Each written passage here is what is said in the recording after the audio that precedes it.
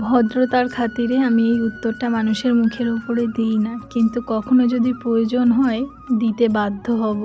আচ্ছা, মানুষ ভিডিও বানালেই কি সে খারাপ হয়ে যায়? আমরা হাউসওয়াইফ, আমাদের একটা ছোট্ট সংসার আছে, সেই সংসারের সমস্ত কাজ আমরা করে তারপরে যেটুকু ফ্রি টাইম পাই সেটুকু আমরা হয়তো মোবাইল ঘাঁটি।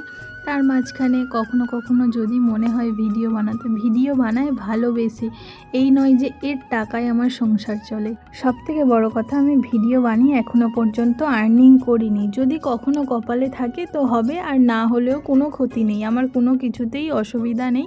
আমি হেসে খেলে আমার জীবনটা ঠিক কেটে যাচ্ছে, কোনো কিছুরও আমার অভাব নেই। তা আমার ভিডিও বানাতে ভালো লাগে, আমি ভালোবেসে ভিডিও বানাই। আমার সত্যি বলতে মানে সারাদিনের ক্লান্তি বলো, সব কিছু বলো, কারোর সাথে শেয়ার করতে পারি না পারি, এই একটা ভিডিও বানিয়ে আমি যত আনন্দ পাই না, মানে সেটা আমি হয়তো কখনো কিছুই কাউকে বলে প্রকাশ করা যায় না। কিন্তু সারাদিনের এত কাজ সংসারের সবার, তারপরেও আমার একটা ছোট বাচ্চা আছে, তাকে সময় দেয়া। সত্যি কথা বলতে ভিডিও আমি বানাতে খুবই ভালোবাসি, আর আমার তো মনে হয় যে আমি ডেইলি ভিডিও পোস্ট করি, কিন্তু সত্যি বলতে আমার সময় হয় না। একটা বাচ্চাকে সামলানো, তার সারা দিনের রুটিন, তাকে টাইম টু টাইম কেয়ার করা, নিজের কেয়ার করা, বাড়িতে শ্বশুর শাশুড়ি, আমার হাজব্যান্ড সবাই আছে, সবাইকে যত্ন করা।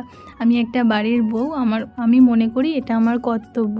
তারপরে যদি কিছু সময় থাকে সেই সময়টুকু আমি নিজেকে দিই, তো এতে কোনো ক্ষতি নেই। আর যেখানে আমার হাজব্যান্ডের কোনো অসুবিধা নেই, সেখানে মানুষ কি বলল তাতে আমার কিচ্ছু এসে যায় না। সেই সময়টুকু আমি নিজেকে দিয়ে সত্যিই খুব খুশি হই। আর আমি রিলস বানাতে প্রচণ্ড ভালোবাসি, আর আমার যখন যেই গানে রিলস বানাতে ইচ্ছা করবে আমি তখন সেই গানে রিলস বানাবো। তাতে কার কি এসে গেল আমার কিচ্ছু যায় আসে না। আমার যখন যেটা ভালো লাগবে আমি তখন সেটা করব।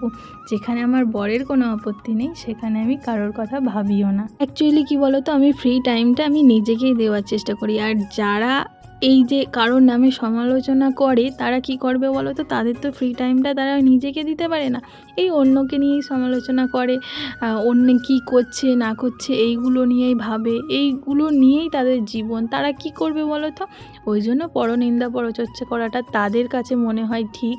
কিন্তু আমার ভাই অত সময়ও নাই, আর অত আমার টাইমও নাই যে আমি ঘরের খেয়ে বাইরের মোষ তাড়াবো। ঠিক আছে, আমি আমার নিজের ঘরের কাজ করতে ভালোবাসি, আমি আমার সংসারটাকে খুব ভালোবাসি।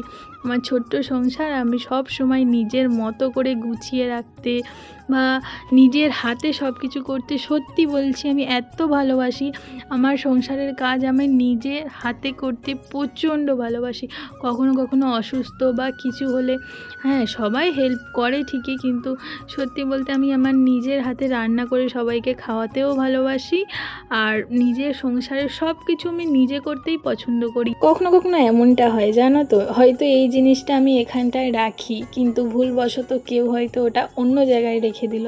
যতক্ষণ না আমি ওই জিনিসটা ওখানটায় রাখবো, সত্যি বলবো আমার মন স্থির হয় না। অ্যাকচুয়ালি কি বলো তো, আমি আমার এতদিনের অভিজ্ঞতায়, মানে আমার 25 বছর বয়সে অনেক ঠোকরা খেয়েছি, অনেক অনেক মানে সম্পর্ক থেকে অনেক কিছু শিখেছি। অ্যাকচুয়ালি এই সময় এসে আমি আঘাত পেয়ে অনেকটা স্ট্রং হয়ে গেছি। সত্যি বলতে আমি আজকের ঋতু আর আগের ঋতুর সাথে আমি মিল খুঁজে পাই না। আমি নিজেকেই নিজে প্রশ্ন করি যে সত্যিই কি এই ঋতুটাই আমি একদিন ছিলাম? কারোর ছোট্ট একটা কথাতে এত আঘাত পেতাম, কারোর ছোট্ট একটা ব্যবহার আমাকে কত কষ্ট দিত। হ্যাঁ, এই বলবো না যে আমি এখন কষ্ট পাই না, হ্যাঁ কষ্ট পাই, কিন্তু তার মাঝে থেকেও অনেকটা স্ট্রং হয়ে গেছি, অনেকটা। এতটা হয়তো আমাকে আগে মানুষের ছোট্ট কথা আমাকে এতটা ভাবাতো, এখন হয়তো ততটাও আর ভাবাই না। মানে ভাবি যে মানুষ তো এরকমই হয়, তো মানুষের থেকে আর কি আশা করা যায়। এইভাবেই হয়তো জীবনে ঠোকরা খেতে খেতে শিখছি আর শিখে যাব। এখন হয়তো যেটুকু কষ্ট পাচ্ছি আর কিছুদিন পরে তাও পাবো না, জানি না। কিন্তু মানুষের কাছে যদি আমি ভালোবাসা পাই, আমি তাকে ভালোবাসা অবশ্যই দিই। হ্যাঁ, এটা আমার জীবনের সবথেকে বড় অভিজ্ঞতা। আর যে আমাকে ভালোবাসবে আর যে আমার জন্য আছে, আমিও তার জন্য আছি।